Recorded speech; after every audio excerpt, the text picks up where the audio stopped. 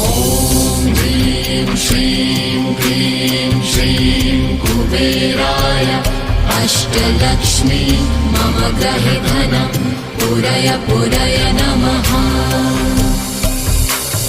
ॐ ह्रीं श्रीं क्लीं श्रीं कुबेराय अष्टलक्ष्मी मम गृहे धनं पुरय पुरय नमः।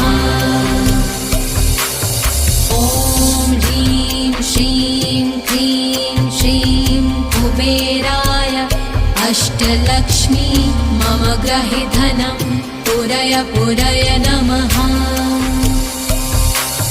ॐ ह्रीं श्रीं क्लीं श्रीं कुबेराय अष्टलक्ष्मी मम गृहे धनं पुरय पुरय नमः।